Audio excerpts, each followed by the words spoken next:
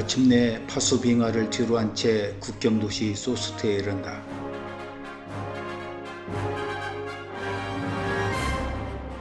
중국의 국경에 이르르면서부터는 묘한 긴장감이 흐른다.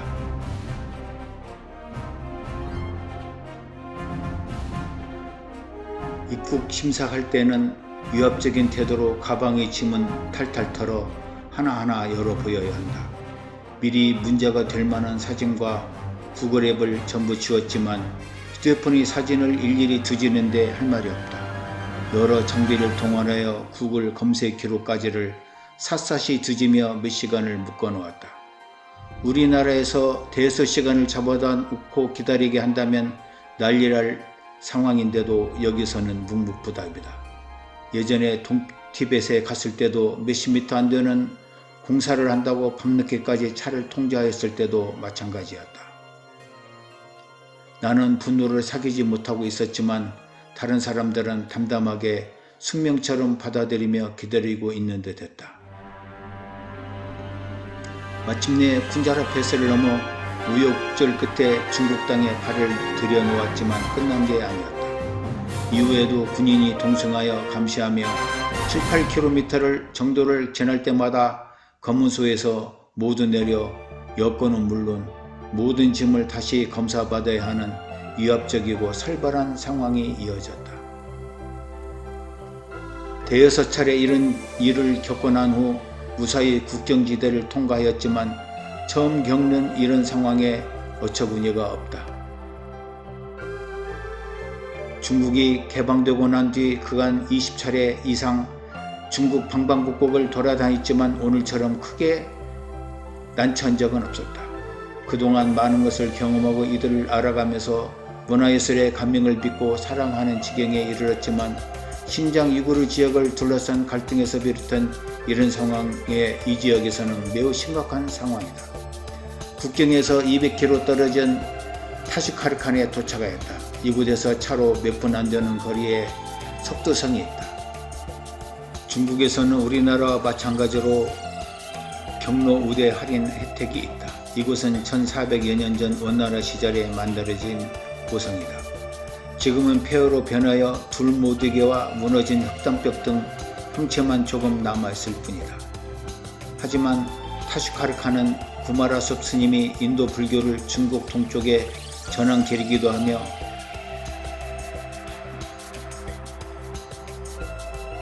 서기 727년 신라의 해초 스님도 인도에서 불법을 구하고 이곳을 통과한 길이다. 뿐만 아니라 마케도니아의 상인과 고구려 유민으로 탈레스 전투에 참가했던 고선지 장군, 당나라의 승려 현장도 거쳐간 역사적인 길이라고도 할 수 있다. 여기는 곤륜산맥과 천산산맥이 만나는 파미로 고원으로 세계의 지붕이라는 곳이다. 중국 무협소설의 주인공들이 수련 장소로 자주 등장하였던 곳으로 신비로울 것이라 상상했던 이곳은 그저 흰눈 덮인 높은 산맥 아래 넓은 초원만 펼쳐져 있다. 그런데 이 파미르 고원에 거대한 카르콜 호수가 자리 잡고 있어 반전의 매력이 있다. 카르콜 호수는 주변 고산이 만년살과 빙하에서 공급되는 물 색깔로 인하여 검은 호수라고도 불린다. 호수의 물이 외부로 흘러가지 못하는 내륙 호수지만 이를 터전으로 살아가는 사람들을 만날 수 있다. 그들은 이런 건조하고 황량한 파미르에 사는 이란계 유목민인 타지크 사람들이다. 이들은 과거 페르시아의 영화를 잊은 지 오래다. 지금 이런 척박한 환경에서 야크나 양을 기르며 여기저기 흩어져 중국 56개 소수민족 중 유일한 백인으로 전락하여 살고 있다. 황토집이 보이고 두건을 쓴 위구르인들이 거리를 메우고 있는 걸 보니 카슈카리에 다 온 것 같다. 여기서는 중국의 보통화로 말이 통하고 친숙한 간체차 간판이 눈에 들어온다. 거리가 활기를 띠고 이곳의 특색 있는 먹음직한 길거리 음식이 보인다. 기후가 화창하고 온난한 이곳은 거리마다 꽃들과 함께 풍성한 과일이 눈에 띈다. 이구러로 기념일에 예배를 드리는 장소라는 이드카흐 모스크는 중국에서 가장 큰 모스크이다. 매주 금요일마다 최대 2만 명이 예배할 수 있다는 곳이지만 오늘은 관광객들만 북적인다. 근처에 이슬람교 백산파의 수장 아바크의 호자의 무덤과 청건륭 황제의 이구르족 후궁이었던 향비 무덤이 있지만 이곳에서도 현지인은 보다는 관광객이 북적인다. 다음날 시내의 바자리에 먼저 들렀다. 어제와 달리 모자나 히잡을 쓴 이구르족과 여러 민족으로 붐빈다. 시장에서 얼마 떨어지지 않은 카스 고성은 국가지정 특급 관광지에 속한다. 그래서인지 많은 정비와 보수를 하여 겉모습을 웅장하게 만들고 주변 환경도 잘 가꾸어 놓았다. 그렇지만 옛모습이 사라진 것처럼 보여 다른 고성에 비해 이곳에서는 아쉬움이 느낀다. 이 안에서는 크고 작은 거리에 골목마다 산재한 전통 수제 작업장이 끝없이 뻗어 있다. 투르갓 패스를 넘어 키르기즈스탄으로 향하였다. 이곳의 입국 절차는 아주 친절하게 대하며 모든 절차가 10여 분이면 끝난다. 곳곳에 옛날 인도 95 배경화면에서 보았던 넓은 평원이 끝없이 펼쳐져 있다.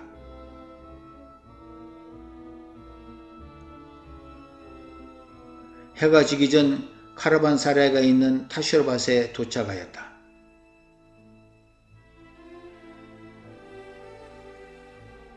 옛 실크로드의 길목마다 있던 대상의 숙소는 100여 명이 함께 묵을 수 있는 아주 큰 규모였다.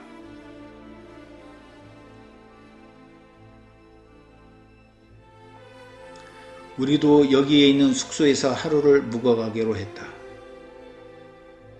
낙타가 하루 동안 걸을 수 있었던 거리인 45km마다 이런 숙소가 위치하고 있었으며 그곳에는 숙소뿐 아니라 동물병원, 분쟁을 해결하는 치안소, 목욕탕, 시장 역할을 했던 바자르 등 그 당시에는 여러 편의시설들이 있었다는데 우리가 머문 숙소는 그 당시보다도 열악하기 짝이 없었다. 무엇보다도 고도가 3000m 이상인 이곳은 6월인데도 밤에 너무 추운데 난방은 오래되지 않아 꺼져버렸다. 게다가 화장실은 40-50m 떨어진 곳에 있어 한밤중에 나와서 오랜만에 총총 뜬 별을 보기에는 좋았지만 아침에는 물을 데워주지 않으면 도랑에 흐르는 얼음장 같은 찬물로 세수를 해야 했다. 이른 아침 우리는 이시쿨 호수로 향하였다. 막 파랗게 자라기 시작하는 초원에서 마목 같은 것이 여기저기 살짝이 고개를 내밀기도 한다. 이시쿨 호수는 세계에서 두 번째로 큰 산정 호수이다. 그 규모가 제주도의 3배의 넓이 수심이 700m라면 내륙국인 이 나라에서도 바다라고 할 만하다. 이 호수는 남미 티티카카 호수에 이어 세계에서 두 번째로 높은 해발 1600m에 있는 호수이다. 대류 현상과 깊은 수심에 의해 호수 전체가 겨울에도 얼지 않으니 뜨거운 호수라 불려온다.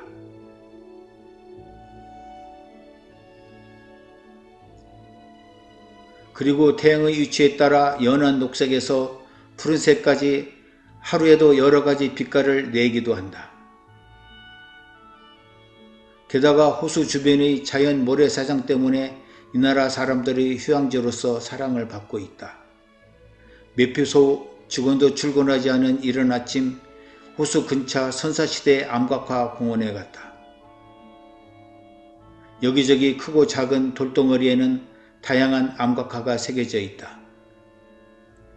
이곳에 암각화가 많이 모여있는 까닭은 산 언덕에 흩어져 있던 암각화가 호숫가로 굴러온 곳이라고 한다. 곳곳에는 사슴 사냥이나 사냥꾼, 매의 조련사 등의 모습이 희화적인 모습이다. 그런데 더 우스운 일은 역사적 유물인 암각화를 벗겨가는 사람이 있다 한다. 가축들이 도로를 가로막는 이런 모습이 한층 여름을 갖게 하는 동안 비스케크에 도착했다. 키르기즈 산맥의 추강이 넓은 골짜기 위에 위치한 비스케크는 인구 60만의 크지 않은 도시지만 근대 이후 교역이 활발한 지방도시로 발달되었고 철도가 부설되면서 급속히 발전하였다. 최근에 이르러 비옥한 토지와 높은 가격 경쟁력으로 다양하고 많은 농산물이 수출되기도 한다. 그런데 어딜 가나 아름다운 꽃들이 잘 가꾸어져 있고 시의 변두리나 시골도 마찬가지로 놀라울 정도로 깨끗한 모습을 간직하고 있다.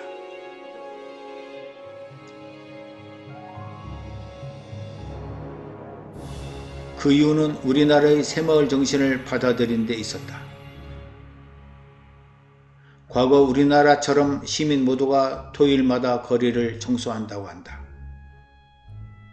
지난 1, 2차 튤립혁명으로 민주화를 가져온 정치적 변화도 우리와 닮았다.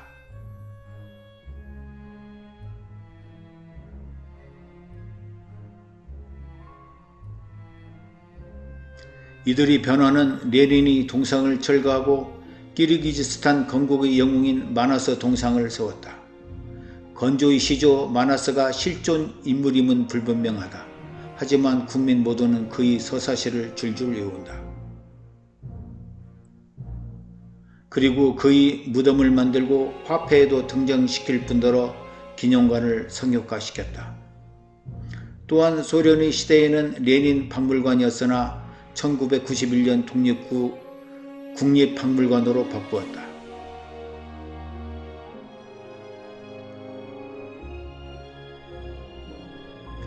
비스케크에서 80km 떨어진 곳에 있는 토크목에 있는 불안하 성터 유적지를 찾았다.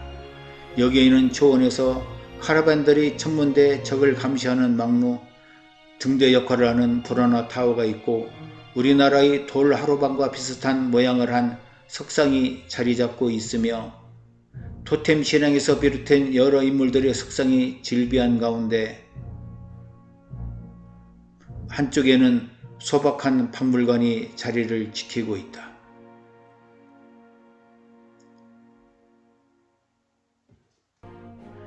키르기즈스탄은 동양의 스위스라고 불리울 정도로 산이 많은 곳으로 4,000m 이상의 고봉들이 질비한 곳이다.